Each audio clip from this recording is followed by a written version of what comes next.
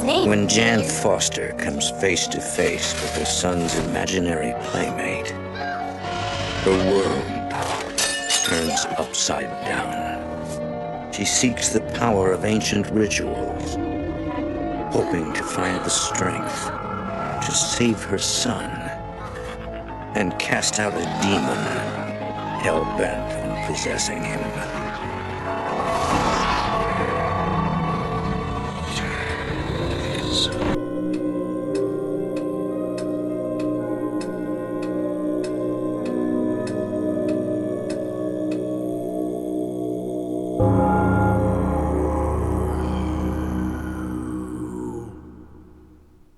Hey everybody, it's episode 50! Yeah, finally hit Woo! number 50.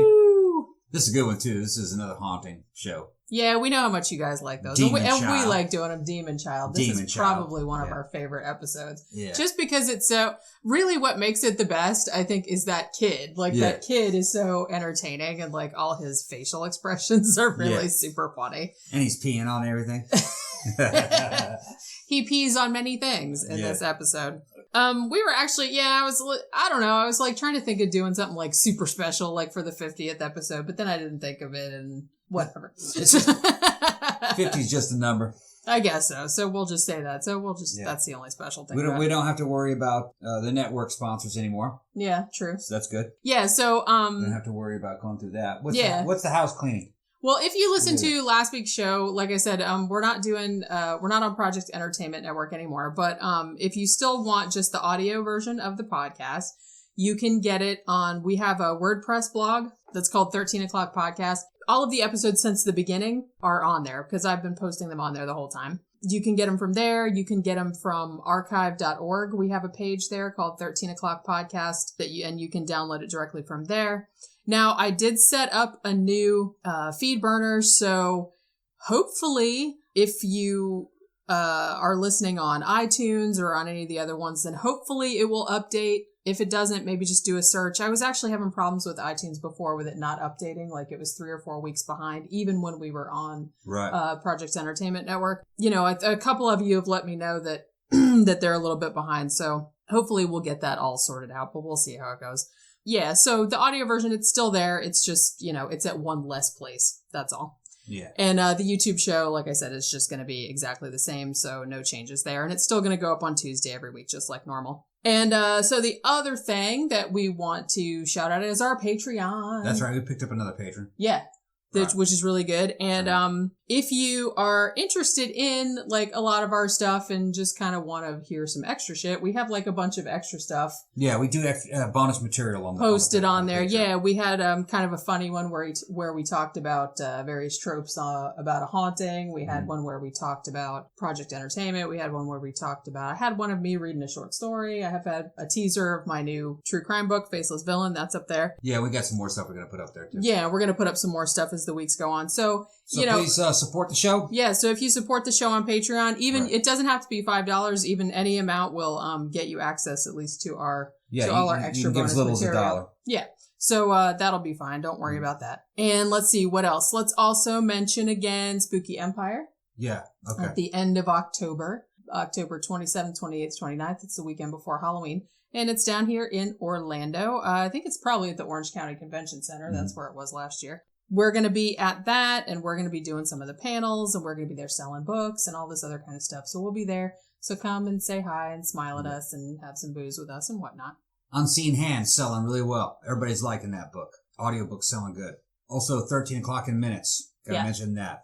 If you like this show, please subscribe to our other channel, 13 o'clock in minutes. And I just put up a new video, Creepiest Disappearances, 5 of the Creepiest Disappearances. Yeah, I had a chance to look at it yet. Yeah, it's like missing persons cases.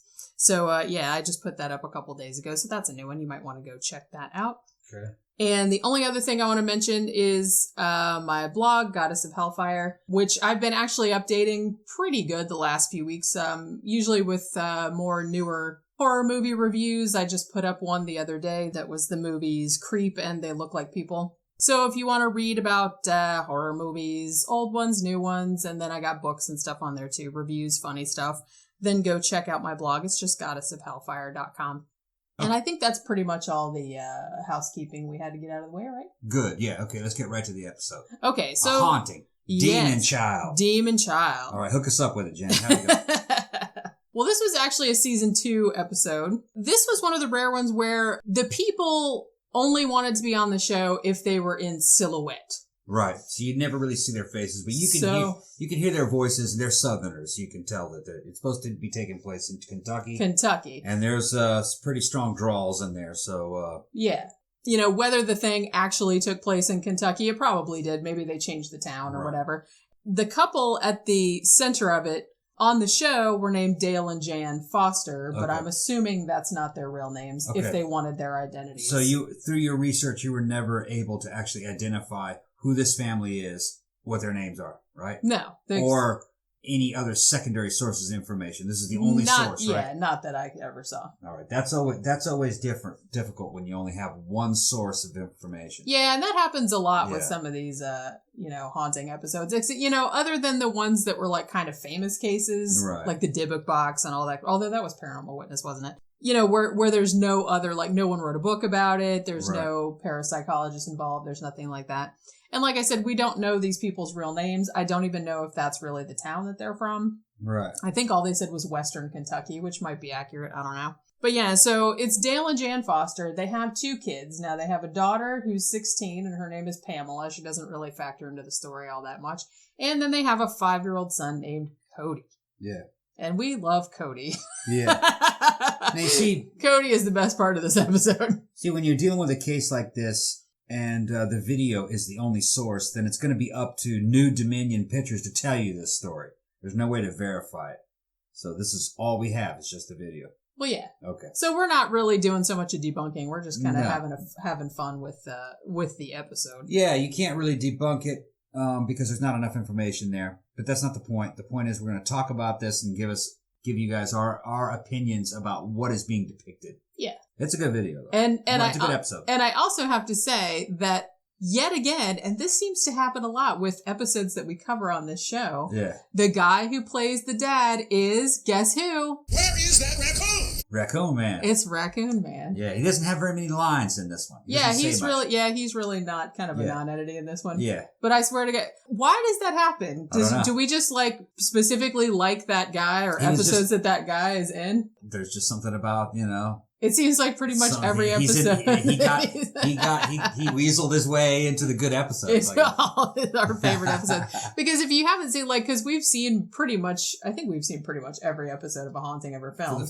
For the first, for at least the first seven seasons. Yeah. And most of them multiple times. And if you see them enough times, you start to notice that they use a lot of the same actors. The same shower curtain. The same shower curtain, the same mugs. Yeah. The same, because the set design, I guess, is the same. I guess they film it at different houses, at least the exteriors. That's different places.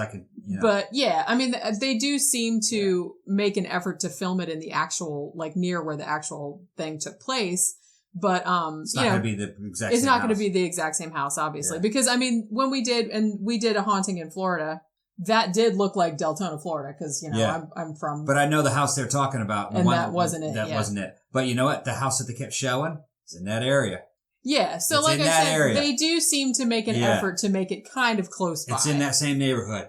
And I guess it's whatever empty one they can rent out or whatever. So I knew the address, and then once I got there, I said, that's not the house that they showed. Yeah. And then you drive just up the block a little bit and you go, that's the house they showed. Yeah. And now probably those people that live there have all these haunting fanboys sitting on their lawn. Get out of my yard. One thing I've noticed that they do a lot, and I think they did it on this episode too, the Demon Child one, is that the houses that they show these families living in are always way nicer than I imagine the real houses are. Yeah. Because, okay, now I don't know if this is their real jobs or not, because like I said, they wanted to stay anonymous. Now the guy was supposedly worked for the post office in some capacity, and she was a delivery driver for UPS or FedEx or something like that. But they lived in a house. Looked like a monument. Yeah, it looked like, I mean, even down here where the housing is not terribly expensive, that would be almost $1 million house. Yeah, I think so. That was a gigantic brick house. It would depend on the location. You see houses like that in certain forgotten towns now. Yeah, that's true. that it doesn't make any sense. When you see them, you're like, why is that there? Yeah. You know what I mean? There's no money around in this neighborhood. How'd that get built? Well, there used to be a long time ago. Well, back in the old days, yeah. The economy moved around. So maybe that's what it was. Maybe the thing is that when you find those things, if you try to find who owns it, a lot of times they're not being used. Try to find who owns it, and you were to ask how much it was, they'd want a ridiculous amount of money for it. And you're like, how's a person that's supposed to live in this area going to come up with that kind of money? Yeah. You know? Well, you know how that goes. Except Detroit. You can find a whole skyscraper in Detroit for about $100. Yeah. If you want to go be Batman and live if you want to be Batman. But the problem is with Detroit is that once you sign on the dotted line, you've now agreed to redo all the electricity and all the plumbing. So you're putting $8 million into the thing. Yeah, true. So that's why nobody buys them. It's not really as much of a bargain as it seems initially. But okay, so this story, like I said, really the first thing that seemed amiss was that this couple, they had a nanny that stayed in the house and looked after Cody during the day. Because I guess he was only 5, so he wasn't really old enough to go to school yet. So this nanny kind of takes the mother aside and says something like, he's been acting really bratty, pretty much. I mean, he's been swearing and using what quote unquote unspeakable words. Things. I was like, well, he spoke them, so obviously. How unspeakable were they? Was this something out of Lovecraft? I know, right? It must have been because he summoned a demon. I guess it was. Yeah. And and said he was acting real bratty and real strange and stuff like that. And I think that she implied that when she had taken the kid to the park, she says the kid was there playing with his trucks or whatever, and then the swing looked like it kind of started going by itself. And then she said the kid started talking to somebody in the swing that was obviously not there. Yeah, so there's an imaginary friend. So she says, okay, so the kid has an imaginary friend and is suddenly acting like a tiny asshole. Yeah. And I loved this. This is their nanny, right? This woman that comes to their house and watches their kid. Yeah. And the mom is like, oh, well, I'll talk to the kid and stuff. And the nanny's like, well, see that you do. Yeah, see that you do. Yeah. And I'm like, all right, Mary Poppins, damn. Straighten that boy out. I know. I don't know. I just thought that was very funny. It's not even her kid. And we're not really sure what year this is. It's never given. I'm assuming it's the 70s. You think? Well, the woman was kind of older. Yeah. At the time of the interview, I could tell by her silhouette and her voice. I would say she was probably about 60. And she was talking about, I guess, during a time when she was in her 20s. So I'm saying that this may have been the 70s. Although they didn't film it to look like that. No, but it'd be kind of expensive to make something period. They never really mentioned the... That's true. They usually don't go a lot. I mean, because even when we did Haunting of Summerwind, that was set in the late 60s or early 70s, right? Yeah. They did kind of have the people look sort of 70s-ish, but they didn't really go whole hog with... Yeah, in fact, the way the girl was dressed, she was wearing a white belt. She actually looked indie. Yeah. But it looked modern day. It looked modern day, but it just didn't match up a woman that... She had to have been about 60. Wouldn't you say? Probably, yeah. Well, maybe. Well, maybe she was in her 30s when she had the kid. Yeah, maybe it's only 30 years ago.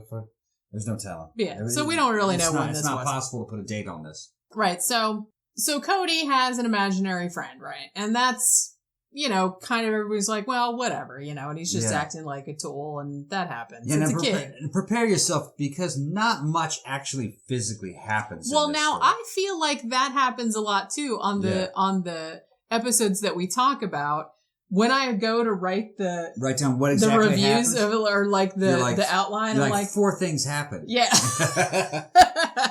And yet somehow they made it like a 48-minute episode. Yeah. You have to kind of admire that. Yeah. It's pretty cool. Now, I do notice that, and they do this a lot too, but at the end, the last 20 minutes, 20 minutes of the episode will all be exorcism. Yeah. So it'll basically be, they filmed somebody walking around a house, looking praying, over their shoulders. Yeah. And then they filmed it all crazy, with a shaky cam. With a smoky abolone shell and a feather. Yeah. And shining lights through the window. So it looked like something was happening. They're shaking the camera. Yeah. Look scared, honey. Look over your shoulder. That's right. Give it to me. I like your fear. Yeah. Yes. But so basically. Back to the beginning. After the kid acting like an asshole and having an imaginary friend. Okay, fine. Now, the next thing that happens is actually the 16-year-old daughter. Yeah.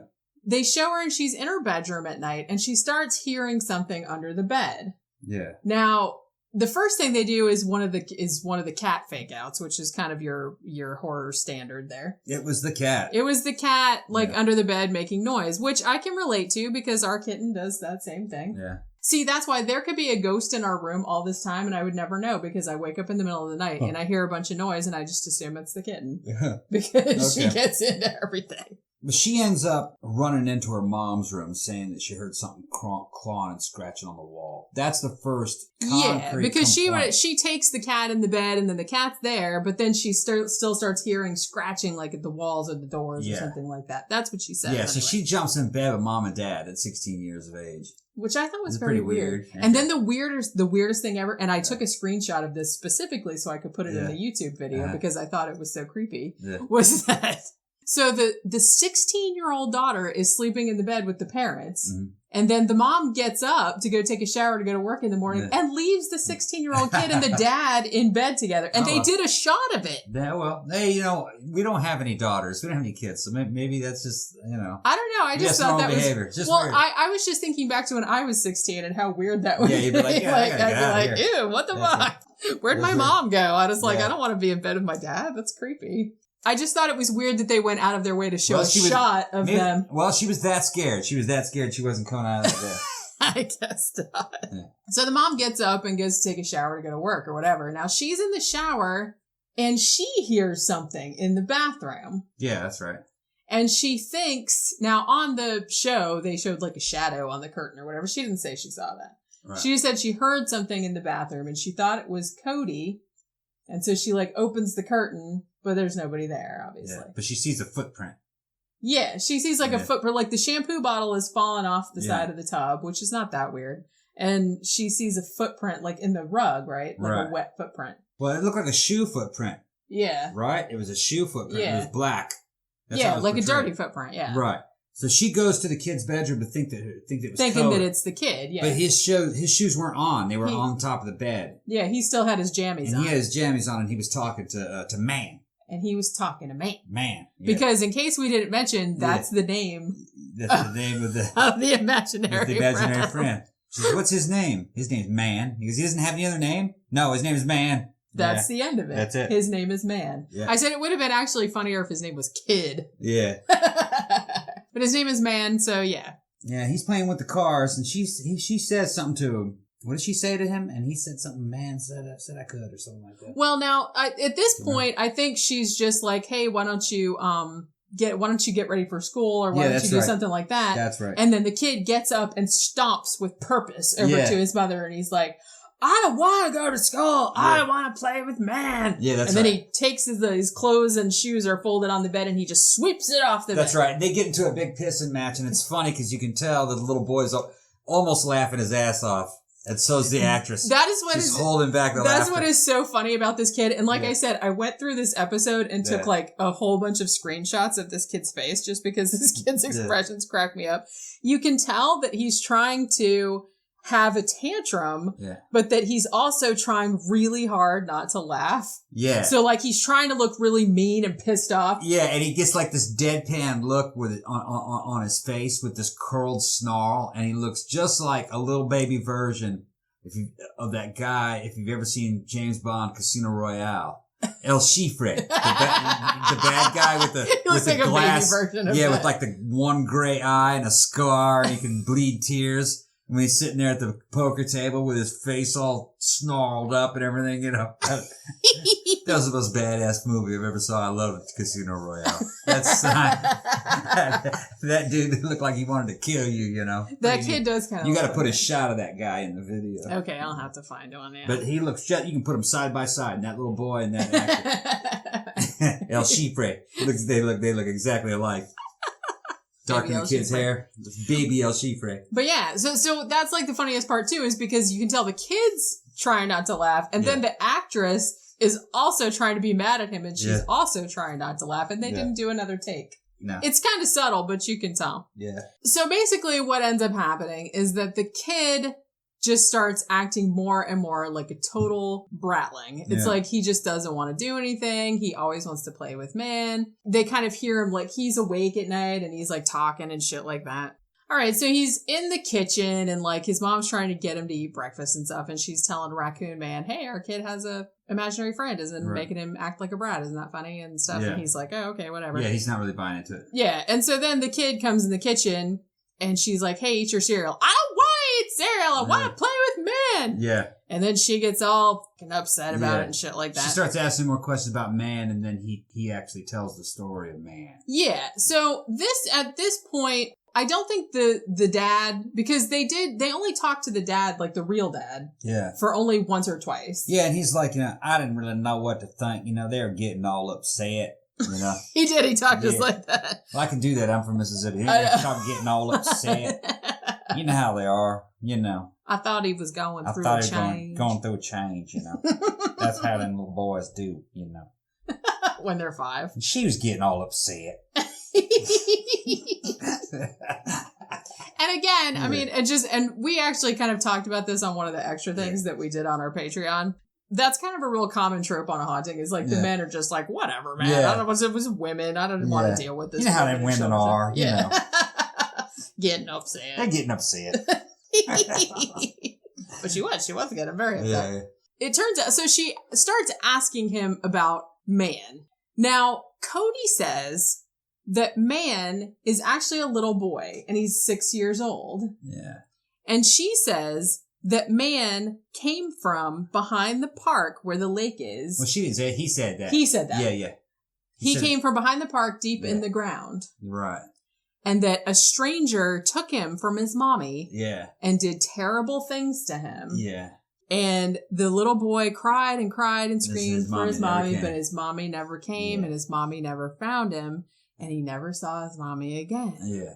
And so at this point, like his mom is like tripping out. Yeah. Is tripping out. And it's like, is Man dead?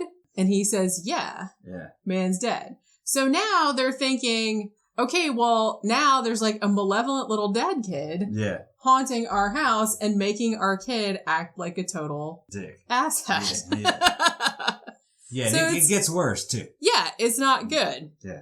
Again, the dad is just kind of like blowing it off, like whatever. Kids say weird shit, which they do. Yeah, them children are. Them children. Them children. Always saying something about other dead children.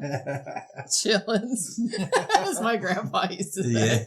Yeah. Right. Chillins. But the mom thinks there might be something more to it. So her and the daughter go to, the records office or whatever, and they kind of look up old newspapers on the microfiche, seeing if there was some kind of unsolved child murder or some kind of shit. Well, they don't find anything. So we don't know if there's any corroboration there. There was no child murder that seemed to correspond. So she said, like, over the course of the next few weeks or however long it was, Cody became more kind of not introspective, but he didn't want to talk to them anymore. Yeah. Like he would just stay in his room and talk to Man and introverted. Introverted. Yeah, that's what I meant. And shit like that. Yeah. So at this point, there is no mention on this show anywhere that they sought any kind of psychological counseling for this child. No, down south, we don't need that, That's for crazy. That's for crazy people. I'm going to call an Indian shaman. That she knew, because everyone knows one, evidently. Everybody on a haunting knows a psychic or an Indian shaman, which is amazing. Yeah. We don't know any. We know a lot of people. Yeah. Well, it's because, we hunt hog. Hunting hog, hunting deer. You're going to be Indian shaman, that's how it is. Indian magic. Yeah, they're around. Yeah. So she consults this Indian shaman that she knows. Yeah, he just, in the way he's presented, he's got a braid. He's got something tied around his, like a headband. Yeah. Stereotypical stuff. You know how it is. Yeah. Although, you know what? When he entered, they did not play Indian music, did they? You're right. That was the only one where they haven't done that. Yeah. Not that I noticed, although I'd have to watch it again. I don't remember. Because I don't remember hearing I don't remember. I would have laughed. Yeah, true. Because you noticed that kind of thing. Yeah. But, I'm very musical. I understand what they're doing. I understand how they're playing with my mind with music. I know what you're doing. Just because that priest showed up, you want to go, whoa, getting me to believe in heaven. And God approves of this man coming into the house. Whoa, whoa, whoa, whoa, whoa. Right. Yeah. So it didn't happen this time. The Native American just came down and he didn't have a soundtrack. Yeah. Which was kind of a disappointment. Right. But he basically told them, Well, they said, well, we think there's like a ghost of a dead kid and it's kind of like possessing the kid or it's at least taking the kid's soul away. I don't know what they thought it was doing, but it was making their kid act like a brat or whatever. So he said, well, you know, you have to do the cleansing and the sage burning and yada, yada. But he's like, but I can't do it. The owner of the house is going to do it. Because, you know, he was just thinking, man, what the fuck? All these white people calling me up. He's like, I don't want to deal with your bullshit. You do it. Pay me. I'm going to give you this and you do it. Yeah. So he whips out a huge thing of sage, which he carries around for just such emergencies. Yeah. And, like you do. He's like, I got this big wad of sage right here. Yeah. And you just burn this and like say, go away, evil spirit, or whatever. Got that from the hippie segment of town. I guess he did. Yeah, he got it from one of those. There's always, whenever you go where the head shops the hippies are, they're hanging out. They got one of those places where you can buy all the sage. Yeah. Yeah. Which that must be the least haunted places on Earth. The least haunted place on Earth. Pro tip. Yeah. They're all wearing sandals. So the mom does the sage, whatchamacallit, and it appears to work temporarily. I think they said that for 3 months, Cody started acting like normal Cody again instead of like asshole possessed Cody. Yeah. Okay. But because you know that there's still, the episode's only like half over. You know shit's going to throw down. So, you know, it never works the first time. No. It makes it worse. It usually does. So basically 3 months, everything's fine. The kid's acting normal, blah, blah, blah. So then, actually, we're at the halfway point, so let's take a short break right now. It's going to be a much shorter break than usual. All right. And then we'll come back and talk about the rest of the episode with Cody and Man. Yeah, that sounds kinky, doesn't it? That's like some bad shit's going to happen here, man. It's like something you can go to jail for. Cody and Man.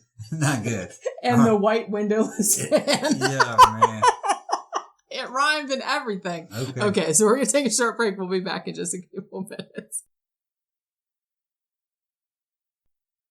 Hey, 13 O'Clock fans. Love the show but don't have an hour to spare? Check out our new list channel, 13 O'Clock in Minutes. All the fun, creepy topics of the main podcast, but in easy-to-swallow, bite-sized pieces. Links in the description. More videos to come soon.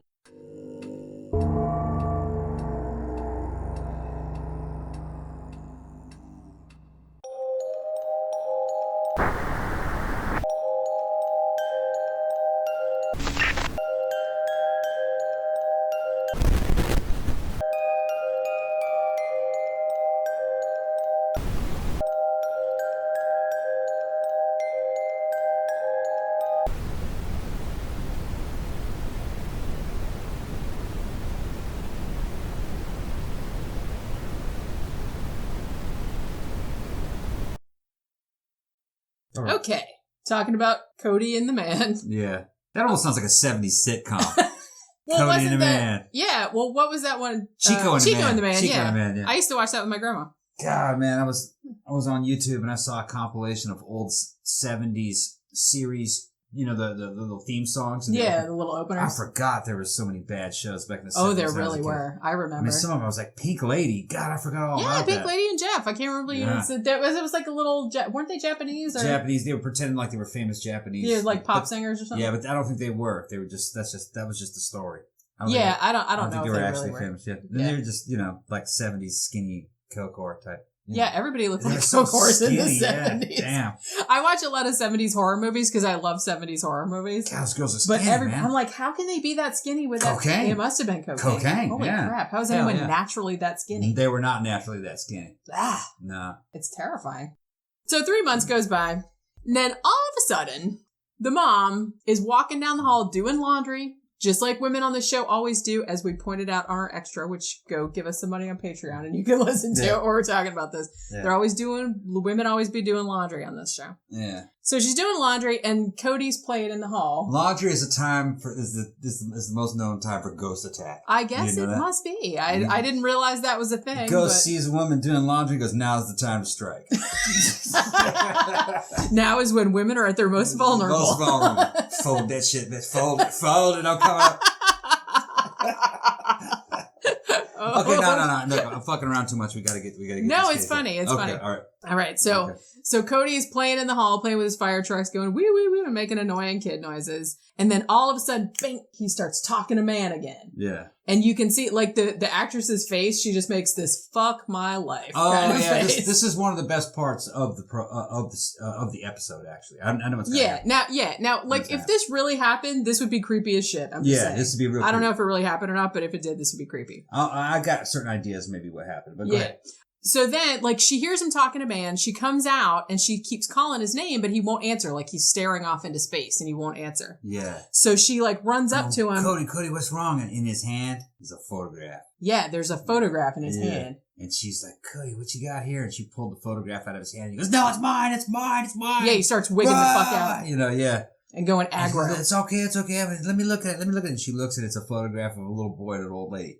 And it's on a Polaroid from either the 60s or the 50s. Yeah, she said 50s or 60s. It looked like an old Polaroid. He goes, who's that? He goes, that's man. And then she's like, where did you get it from? He said, man gave it to me. And like, oh. Which, can you imagine, like, oh my God, can you imagine if we had a 5-year-old kid and like suddenly that like a fucking picture appeared in their hand. Right. And you didn't know where it came from? Right. You'd be like, man gave it to me. And he was just sitting there with it in his hand. Yeah. That's fucking creepy. Now, if it really went down that way, I would say that would give some credibility to this case. But I'd have to know where the photo came from. There's a possibility that the kid earlier on, maybe the day before, was walking around. And maybe a letter a photograph just blew by. Or maybe he was digging in the garbage and found a photograph. And he thought to himself, that must be man. Yeah, see, that's easily how that's easily explained. Yeah. Right? But that's not how we're being told that it went down. We're being told that everything was normal, and then all of a sudden she just notices him there in a trance, and in his hand he's got a picture of man. Where'd you get that? Oh, man gave it to me. As if man appeared. You know what I mean? Yeah. Came through a dimension door, you know what I mean, with a photograph and goes, check this out, kid, and gave it to me. That'd be weird. You can't see Tom's gestures right now, but they're very funny. Yeah. He's doing the mime. Yeah, and I don't know which way it happened. The episode is leading me to believe that it happened as if man gave it to him right then. He only had it for a few minutes. Right. But he may have had that, Although, like you said, the kid could have found it earlier, pretty much anywhere, and been carrying it around like in his pocket or something. Yeah, like nobody knew. And then he thought it was. He thought it was man, and because he's like, oh, it's a little kid in there, so that must be who it is, right? Because I found it. Right. So we don't know. Yeah. We don't know. But like I said, that'd be. I think it's probably more likely that he found it on his own. Yeah. And he assumed that was man. Because why? Because he found it. If he found it, then it's man. Well, yeah. Man gave it to him because he found it. Yeah. That's how little kids think. Yeah, because they think the whole world revolves around them. Right. They're not going to be like, well, I found this random photograph and I don't know this person. Right. So I'm going to throw the photo away. No, that's not how it is. Like, I found this photo. There's something, it's important because I found it. Yeah. And there's a little boy in it. That must be man. I imagine that's probably the most likely scenario. Right. But yeah, so after that, the kid starts acting like a butthole again. Yeah. He starts to, like, his nanny is trying to give him lunch and stuff like that. And he has another little tantrum where he just, like, sweeps the lunch off the table. He's like, I don't want any stupid lunch. Yeah.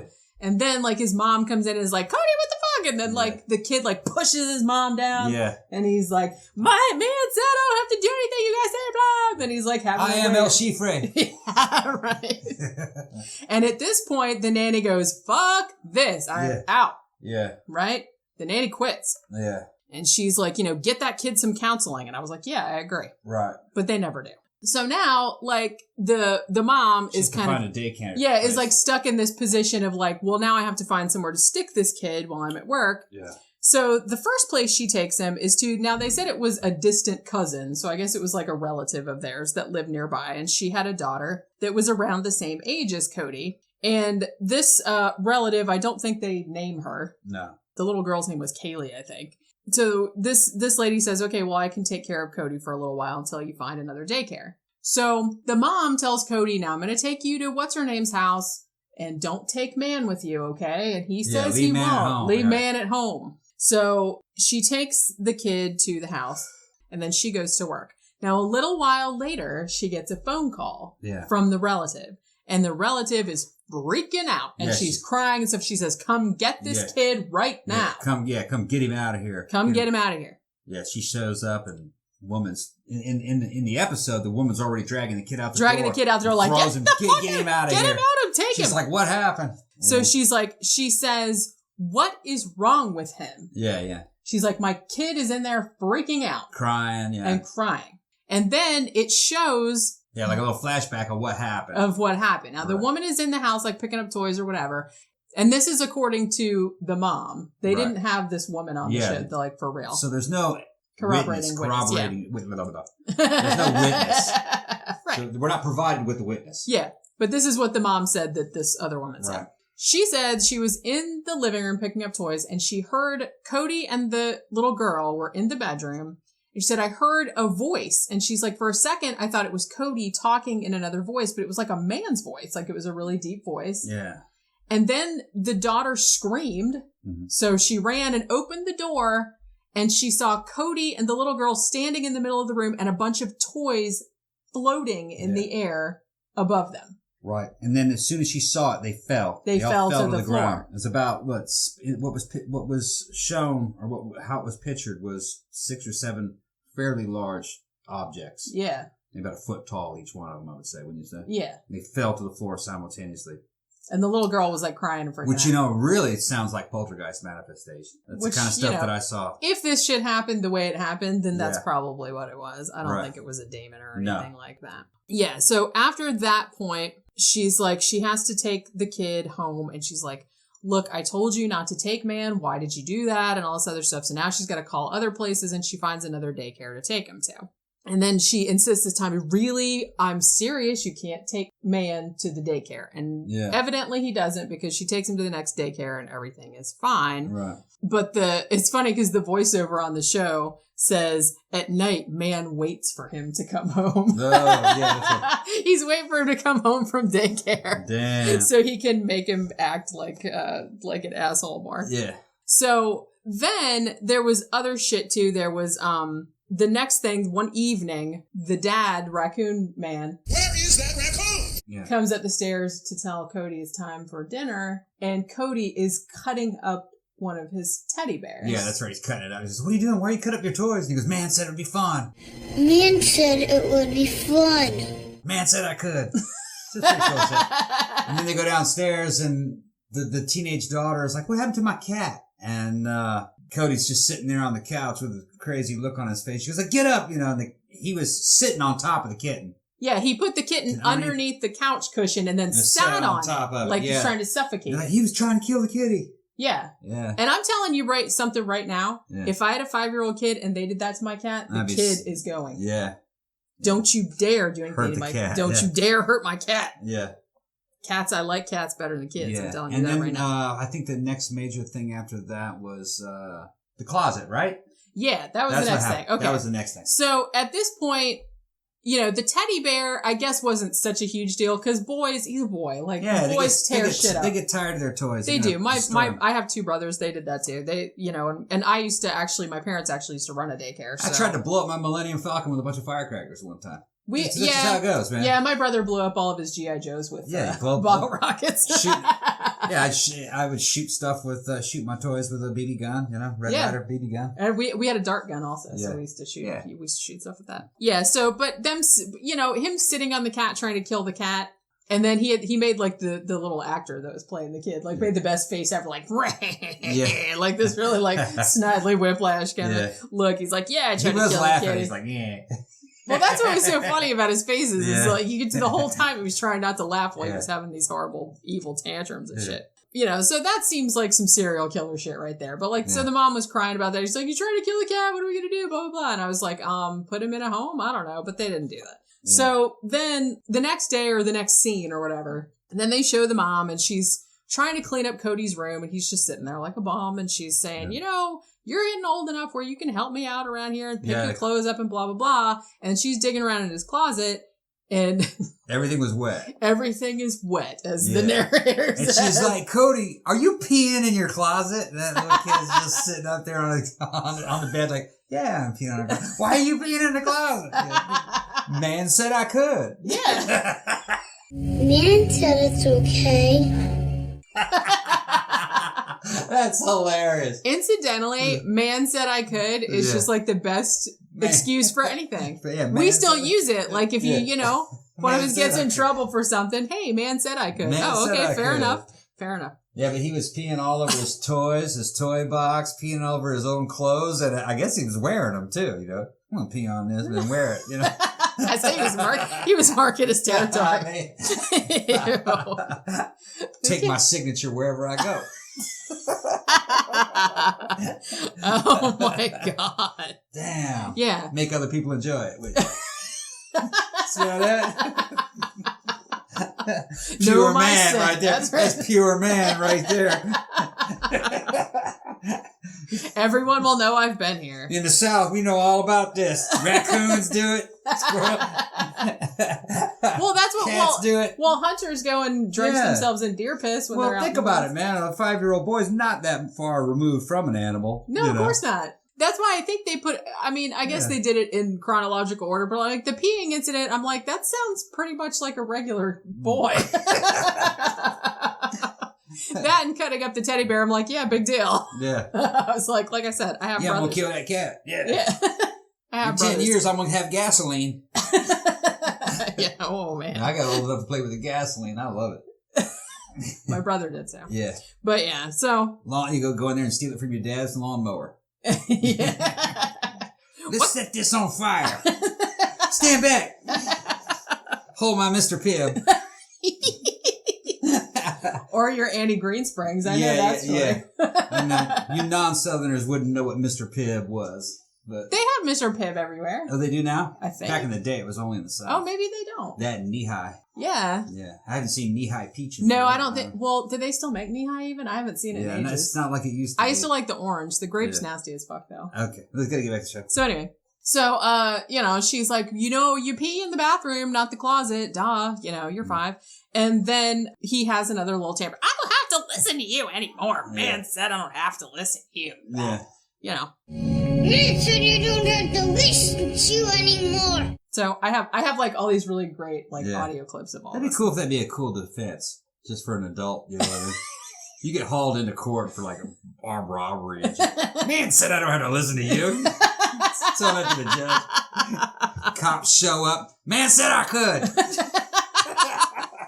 It's Be gone, coppers. And they're like, oh, okay. Yeah. Oh, man said it? Okay. Yeah. He right. evoked the man said I could man defense. said, okay. It's like the Twinkie defense, but even better. Yeah. At this point, like I said, he's still acting like a brat, peeing all over everything. Now, then there comes one particular night where the mom and the dad are sleeping or whatever, and then Cody comes into their room and is acting like normal Cody, and he's all scared and shit. And he's like, Mommy, my bed is shaking. Yeah. And he's like getting scared. And he's like, apparently he is over man at this point. He's just kind of like, this is fucked up. And I'm like, even though I was having fun peeing on everything and cutting up my toys and whatnot and getting away with shit because man said I could, evidently even Cody couldn't even take it. Man was getting out of hand. Man was getting out of hand. So she lets the kid sleep in the bed. And then she says, okay, well, I'm going to see what the fuck is going on with this.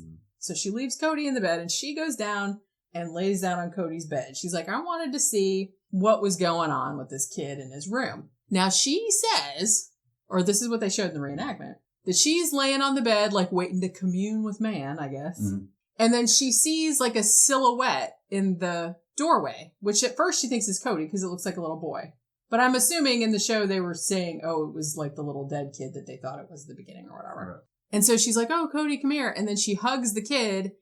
And apparently while she's hugging the kid starts growing into a big, ropey, naked dude that's all painted white. Looks kind of like a war boy from Fury Road, actually, but kind of like that.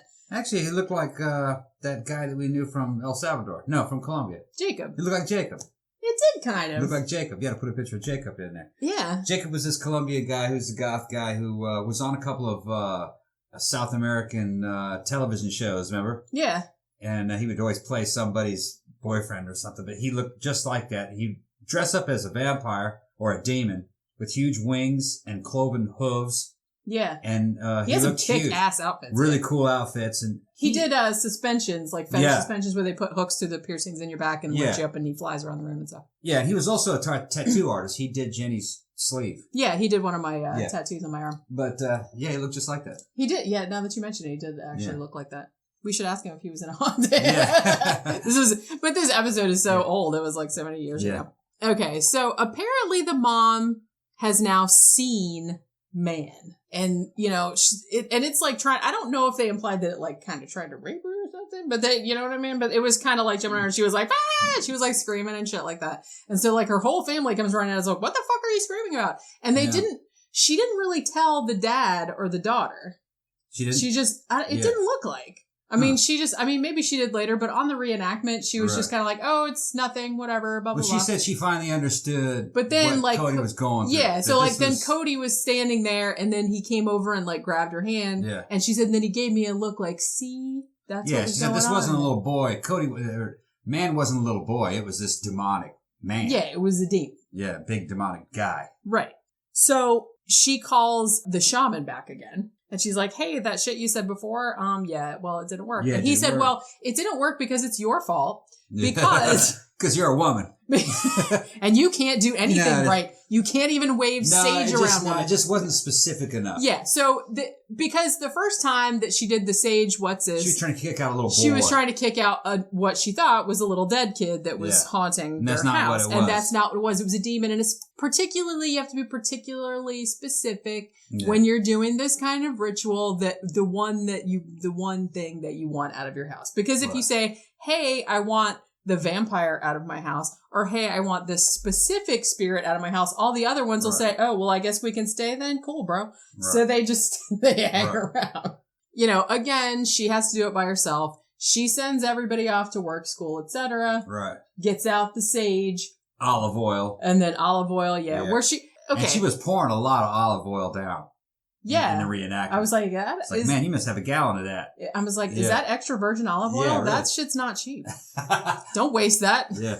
You make a good vinaigrette. She's pouring a lot of it down. Well, the weird thing too is that she was pouring it. You'd think that you would want to pour it like around the perimeter. She was just pouring it in the doorways. She was just pouring it. Well, she came in the doorway like several feet, and then she poured like a line of it. I'm like, are you not just like trapping the demon in the house? I thought you wanted it to go. Yeah, if it's in there, how can it leave? I don't know. I mean, I don't know. I don't understand. It's a ritual. It's a ritual. You don't read too much into it because it doesn't have anything to do with it.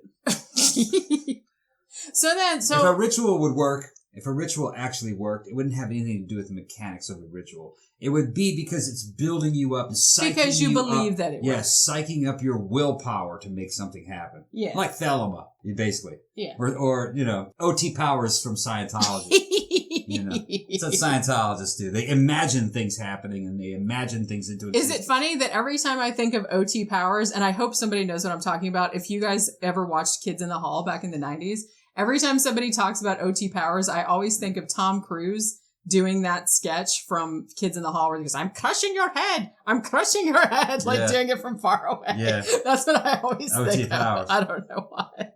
I don't know why those two things got associated to me, but they did. You know what? That'd be a cool porn name. What? OT Powers. My name is OT Powers. Oh my God. That's the best idea, because now we can do like a whole series of Scientology themed porn. Yeah, well, OT Powers. Starring OT Powers. OT Powers, he's a Tom Cruise gay lookalike. Yeah. Gay porn lookalike. Yeah. You're a genius. And he wears a sailor outfit and everything, just like right out of the Sea Org. And you have to do, album. and yeah. I like this idea. Yeah. I'm going to write a series of erotic novels that are you and your gay Tom Cruise porn. I can't stand Tom Cruise, I can't stand looking at his stupid face. I'm not going to talk bad about Tom Cruise because I actually like Tom. I think he's a good actor. I like Tom Cruise movies. He's good in the right movie. In certain movies, yeah. You know, I liked him in some movies, but... I actually liked him in Interview with the Vampire. I did too, even though he was Tom Cruise. I liked him in Top Gun. I thought he was a convincing fighter pilot. Well, he was a convincing douchebag. That's for sure. Really, the best thing I saw him in was, I think it was Magnolia. Because he was actually playing against type and he didn't seem like Tom Cruise. The best Tom Cruise movie that I've seen was the sci-fi movie where he realized that he was a clone. What the fuck was the name of that one? We saw that one. Yeah. Why can't I remember Olenium or some selenium. Selenium. Something like that. I mean, old people can't remember those fake words. Why do they put fake words on these movies? You know, anaxarium and shit like that. Well, you know? and they're everything sounds like some kind of a. It's kind of like how nowadays erectile dysfunction medicine. You know, take 30 milligrams of uresium. Remember when that drug came out? I can't remember what it's for, but it was called Otezla, and I was like, that sounds like something the Mayans would be sacrificing to. Otezla. Yeah. Well, I hate that because all these like new businesses that are coming out, they're like, well, we want to build up our own brand and our own story, so we don't want a word that has any prior associations. Right. So we have to make up a word. Right. But that really doesn't work out so good because then all the words become kind of similar, like Ivana and and like I can't tell one from the other. And that actually came from the 70s. Yeah. 70s marketing thinking, you know, where they made 70s and 80s, they were making up car names. Yeah. Like, what is a Corolla? A Corolla isn't anything. It's just a Toyota. Yeah. You know? There's no such thing as a Corolla. But yeah. An invented word, you know. And you know, it's as fake as Corinthian leather. Fine Corinthian leather. Corinth, really known for leather. Especially when that's not leather, that's vinyl. Corinth was really known for vinyl. Yeah. Okay. That's where the vinyl cows live. Everyone knows that. So really, like we mentioned before. Shit, probably Corinth, Michigan. Well, that's probably how they get away with it. It's like a marketing Corinth, loophole. Michigan, yeah. I'm sure that's how they do it. All right, go ahead. All right, so basically, the last 10, 15 minutes of this episode is this poor woman running around the house, pouring expensive olive oil, waving sage everywhere with the feather, and the cameraman going ape shit trying to make it look like something's happening, right? Yeah.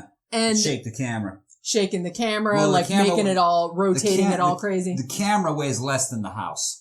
So Yeah. it's easier to move the camera. I never thought of it that way, but you are correct. Yeah. So it's kind of like on the old Star Trek when they said, okay, well, we're going to hit something so everyone fall over. Yeah. And you got some guys overacting it, doing backflips in the back. Well, Shat says, fuck this shit. I'm just going to hold on to this chair. He's just holding on to the chair. Yeah, rock, back and forth. And you can tell he's getting sick of it. Shit. Okay. He's like, I feel like such a dork right now. Yeah. Oh, we should mention, like, last night, because sometimes when we're bored, we kind of go on YouTube and try to find, like, old shitty 70s movies. And we watched one last night called Nightmare at 30,000 Feet. Oh, bad. Terrible. Yeah, it's really terrible. It had the Shat was in it. And the Shat was in it. It was an old all-star cast. It really was. Like, it was one of the 70th movies I've ever seen. And it was like a stupid premise, I guess. It was like a plane, but it wasn't like a plane crash type of movie. There was like, they were transporting some old piece of like some old abbey or something like that. Abbey. And it was demons or druid gods or some shit. I don't know. And they started like possessing people on the plane and like making it cold. I don't even remember. And it was like an elite 747 airplane. It's like a flying hotel. And it cost a lot of money to fly on it. Yeah. And they got caught into a tailwind. It was 600 miles an hour, but they weren't going any faster. So the plane was basically suspended. It was suspended in air. While it was getting attacked from within by demons or whatever. By a demon. And the Shatner played a priest. Was he defrocked or did he just quit? A quit priest. And he was like an ex-priest. The most cynical cynic that ever cynicked in any movie ever. And a drunk. So and he saved that movie. He did, yeah. Yeah, he was. He was really the best part of that movie. Yeah. He was like such a dick, but he was so awesome. Yeah. And spoiler alert, he gets sucked out of the plane at the end. Yeah, it's cool. In a very bad green screen. And and at the end, when he finally sees the demon, it plays a Star Trek sound effects. It did. Whenever Kirk would see something that was fucked up, he goes, I don't know. My voice can't mimic that musical. But you guys, Star Trek fans will know. But it was hilarious because they just lifted it right from Star Trek. And you can tell they did that on purpose. And it's like, this will be really funny. Shat probably laughed his ass off when they put that in. He probably did. It's like, oh, that's funny. I feel like he had a different... when he gets sucked out of the plane, instead of having him actually getting sucked out, it's just a cutout photograph of the Shat. Like spread eagle, superimposed over a shot of clouds. It's the best. It's the worst science fiction. It was the worst special effects ever, but it worked. It's very entertaining. I do recommend it. It is just because it's so batshit. And then there was that woman in there that looked kind of like Mia Farrow, but not. And she was fake Mia Farrow. She was like totally overacting. And the sexy little chick in the white go-go boots, the British. Like those unbelievable fucking stewardess outfits. They were like super super short skirts and like white go-go boots. Yeah. And like a thing on their head that looked like a helmet. Crash helmet or something. It was called 37,000. What? Nightmare at 30,000 feet or 37,000 Nightmare feet? at 37,000 feet, I think is what it was called. And you can see it for free on Yeah, YouTube. it was. We found it on YouTube. Just kind of came across it. It was made for TV, I believe. Yeah, because there was like gaps where there was commercials. Yeah. But that was like super fun. And okay, so anyway, last couple minutes of the episode, like I said, was just blah blah blah. And apparently they showed like a whoosh, like the demon was like, shit, Sage! Yeah. I have to get out. Yeah, Sage and Olive Oil drive out the most vilest of demons possible. Right, evidently. Yeah. Although they did say afterward, now apparently yada yada, everything went back to normal. They were all eating cookies and drawing and happy and everything like that. Yeah. But then the mom said, well, we still hear noises every now and then. Yeah, We're we still feel worried presence. It feels like it comes and goes a little bit. So I don't know if that was just like a haunting saying, which you can't leave it like with a happy ending. You have to say, oh, maybe it'll come back. I think what the whole deal was, first of all, there was no demon. Well, obviously. She saw an apparition. If you look at the case in its entirety, I would say that it was poltergeist. That would be the most likely. You have a little kid that's generating a poltergeist based upon his fears. Yeah. And that's it. And I say this just because there were claims that they saw objects kind of levitating and just falling when you looked at them. That's consistent with some poltergeist activity. Scratching on the walls. Yeah, that's very common. With poltergeist. It didn't seem to have anything to do with the location of where the kid was. Yeah, because it happened at other people's houses. It happened at other places, right. So the kid seems to be the focal point of it. I would just have to say, if this is a real case, it's poltergeist. Which, I don't know. Something happened. I believe that the testimony of the husband and the wife, it sounded like they believed it. But how can you debunk it? How can you cross-check it? Yeah, because like I said, I don't know what their real names are. They didn't show their faces. All you could see, they didn't disguise their voices, but they won't tell you who they are. They won't tell you who they are, and I'm not really even sure if that's the town they're from or anything like that. They might have. And it was something that happened a while back or a long time ago. Yeah. So it'd be difficult to go back and verify it. Yeah, but like I said, if you can find the kid, who knows? Maybe it still happens around him. Yeah, because actually they didn't talk to the kid or the daughter. Isn't that interesting? Because usually they get the whole family in on it. Maybe he didn't want to talk about it. Maybe not.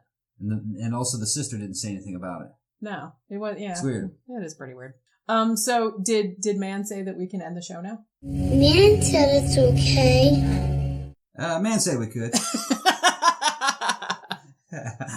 Okay, so for the YouTube listeners, like I said, YouTube, it'll just be the same. If you want the audio podcast, then go to our WordPress page, which is wordpress.com/13 And please support the show on Patreon. And please support the show on Patreon. We have like a lot of really fun extra stuff on there so far, and we're going to put some more stuff up in the future. The bigger the Patreon result, the more effort we will put in the show. We will make an even better show. You guys will love it. So that's what we're kind of aiming for. So please go and check that out. We also have t-shirts at Zazzle.com/13 And is that it? That's it. I think that's it. This was episode 50. Can you believe it? Yeah. Yeah, you can believe it? Yeah, I can believe it. Yeah. We've been doing it for almost, in 2 weeks, it'll be our year anniversary of doing the show. Cool. So, yeah. Maybe we'll do something special for that because I have another 2 weeks to plan. Depends on what Man says. Man said it would be fun. Yeah, that's true. We have to consult Man before we can do anything, okay? Yeah. So we say bye and Man says bye. Yeah. Bye.